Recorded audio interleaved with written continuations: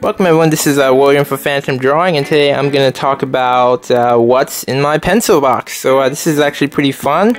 You know, looking at the Vaultz Locking Pencil Box, this being one of my first videos. Actually right now, you know, it was actually always one of my most popular. Right now it's actually it has 10,000 views. I mean, thank you guys for getting that video to 10,000 views. I mean, that's just a dream come true for any YouTuber, you know, for their first video to be their most popular. It's just insane. That's amazing. Thank you. By the way, if you want to check me out on Instagram, just go ahead and type in PhantomDrawing, you know, on Instagram, and you know, I'll come up and you can go see my artwork on my portfolio to sound more professional, I guess. Okay, so yeah, let's get started. I got my daylight bulbs in. I think for now on in every video I'm gonna have my daylight bulbs. I wasn't exactly sure if I wanted to do that because I didn't know if that would make the videos look overexposed, you know, the daylight bulbs and stuff. So, you know, with my drawings, I didn't know if that would make them look overexposed. Anyway, whatever. Okay, so let's get started. Let's talk about pencils. Here's my this Dixon Ticonderoga pencils. You know, I use these pencils a lot when I sketch. Let me show you some of those sketches. Okay, let's. You know, if you've seen any of my sketchbook videos, this is my first sketchbook video. Go and watch that video. My first one. You know, you've seen, you know, drawings like this. I did this with you know, Dixon Ticonderoga, you know, pencils. You know, if you've seen any of my sketchbook videos, you know, you definitely want to see those videos where, you know, I flip through my sketchbook and I kind of talk about, you know, my drawing and you know, my thoughts and stuff while, you know, with my drawing. This is my sketchbook video part 2, so you want to see that. All these drawings, you know, done with the Dixon Ticonderogas, and here is, you know, my sketchbook video part 5. You know, if you've seen that one, you know, a lot of good drawings in there. So yeah, anyway, go and watch those videos. I'm not going to show them to you, but yeah, you know, more of them. Part 7, I think that's my sketch video part 7. So yeah, anyway, so that's that, the Dixon Ticonderogas. And normally when I'm not drawing, I usually just use this pencil, the Pentel Side Effects. This is the pencil I usually just white stuff with, you know. So when I'm not drawing, I just simply just white a bunch of stuff with the Pentel Side Effects. And I'll have links in the description to everything shown in the video. Well, most of them. So yeah. But when I drew before, I actually used these pencils. These are the up&up mechanical pencils, but I switched to the Graph Gear 1000. You know, when I do my drawings. Actually, let me show you. Because usually in my sketchbook videos I use, you know, I've been using pencils, but I recently started using mechanical pencils in my drawings. Here's one of the first sketches I kind of did in my sketchbook, where I actually, you know, started using mechanical pencils to shade my drawings, you know. So yeah, and then in my Halloween sketchbook video, if you haven't seen that one, you know, all of those drawings were done with you know, with the mechanical pencil, the Graph Gear 1000. So yeah, yeah, my, you know, Graph Gear 1000, you know, one of my go-to pencils. You know, I do all my drawings and shading with. So yeah, and you know, these pencils are quite short. You know, when my pencils get short, you know, I got these things. These are some pencil extenders. These are some Durant pencil extenders, and basically the way they work is you know, you put it in. You just actually put it in, and you just screw it on, and then you have a longer pencil. This will work for colored pencils and anything. And then this one is for thicker pencils, and then this one is for standard pencils, the black one. So yeah, that's pretty nice. I'll have a link to that in the description as well. And I also did a review on this. And I also done a review on, you know, the mechanical pencils you know, I showed you right now. And this one, I don't really use this one a lot. This is a Staedtler 925. You know, so yeah, I did a review on that. Faber-Castell TK Fine Vario L. recently broke. You know, I did a video on that as well, and I also did a review on this pencil. So yeah, this is a Pentel Click eraser, and you know, basically the way these work, you know, you've probably seen these all over the place. You can get them at Walmart. You just basically push, and you know, you just pull that thing out, and then when you need to replace it, you're gonna buy some refill erasers and just push that in, and then there it is. Yeah, so I got a pack of 3. It came with black, blue, and red, but this is the black one. This is one I usually use. This is pretty fun. You can, you know, erase your errors. Yeah, another Dixon Ticonderoga. And this is you know, America's pencil. There's some other pencil I use, I guess, because I ran out of Dixon Ticonderogas, and I like to use Dixons, but when I don't, I just use these other things. Eraser I have. This is what I use when I have to erase large areas, I guess. But this is what every artist should have. Every artist should have a kneaded eraser. Basically, the way these work is you just kind of knead to clean. And you know, if you want to erase some areas, you know, if you want to erase some fine areas, you can kind of shape this into anything. You can, you know, probably do some erasing, you know, so you can you know, get some, you know, some quick, you know, erasing or something. You can kind of, you know, get some erasing. And yeah, basically it's good for if you want to do some hair, if you want to get some quick highlights in some hair or some fur textures. That's pretty fun there.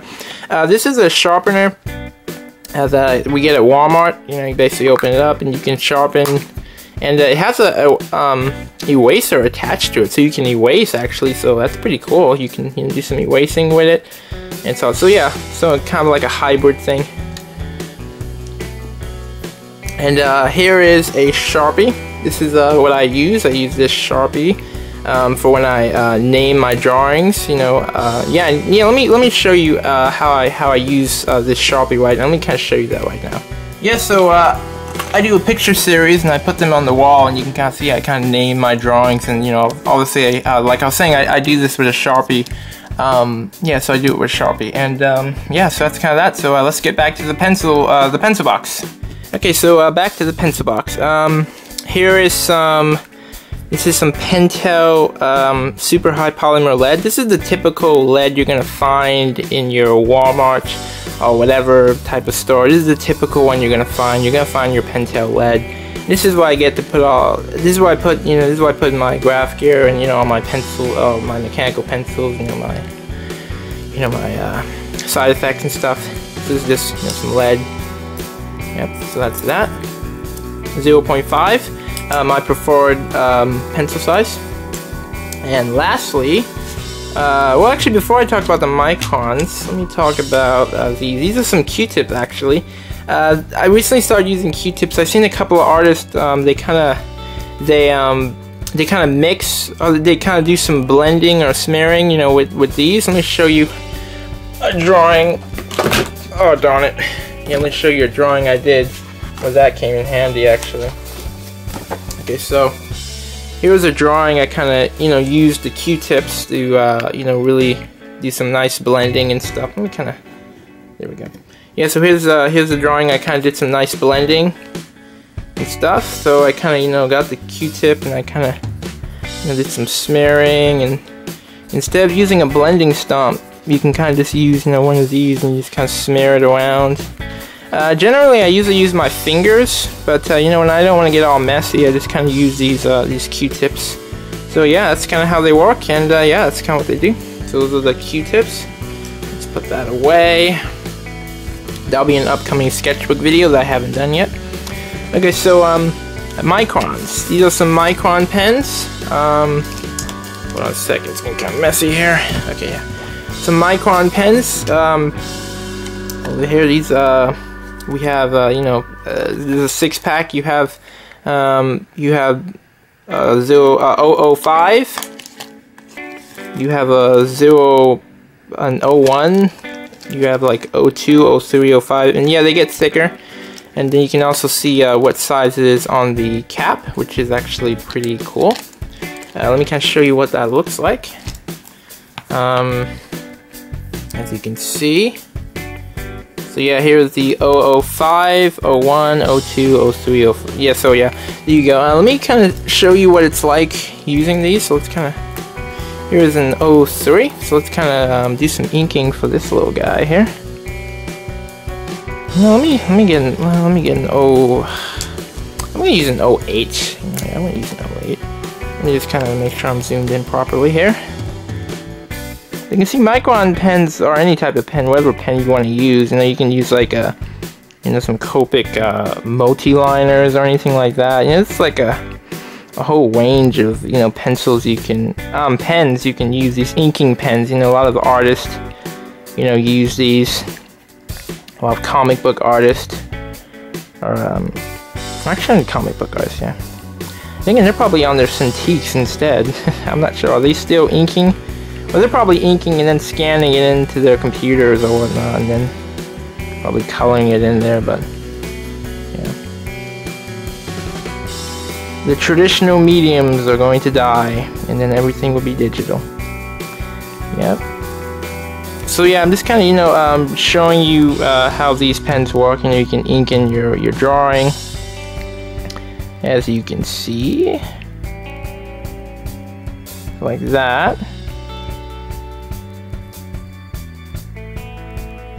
Alright, that's enough of that. I'm falling asleep. Alright, done. Whatever. So yeah, just you know, you can ink in your drawing and stuff like that. You can do little fun stuff like that. Okay, so I think I kind of talked about everything that was in here. Also, I use my Microns to you know, to date my pictures. So let me kind of show you that now. Okay, so here's another drawing that I did. You know, the picture series I have on my wall. You know, so you know, I like to put pictures on my wall. You know, picture series, and always update them and put new. Every time I do a new drawing, I put it on the wall, and everyone gets to see it. So about the Microns, you know, I usually date the picture over here. So this is why I, you know, date the picture. And here's another one I did over here. You can see I dated the picture with some Micron pens. So that's that. So let's get back to the pencil box. Okay, so you know, before I actually started using Microns, you know, I went to get an inking pen, but Microns were too expensive for me. So what I was actually using, what I started using at first, was these. I actually got these. These are like some Sharpie pen. This is a Sharpie pen. It what size is this? Well, yeah, it's a fine. Then it also comes in a medium. Yeah, so these are some Sharpie pens. Let me kind of show you what the Sharpie pens are like. Let me kind of ink some more of that guy. I'll ink some more of the teddy bear. I'll finish him off with a Sharpie pen. So here's the Sharpie pen. Actually, this is, I haven't used it for a while, so it's kind of hard. Yeah, it's not. You know, I think this one might have ran out of ink. Let's see if this one still has anything. Oh yeah, that one has something. Okay, so I'm gonna use that one. Okay, so just kind of inking in. You know, these ones might have ran out of ink. I think I have some other ones that may still have some ink in them. Okay, so that's that.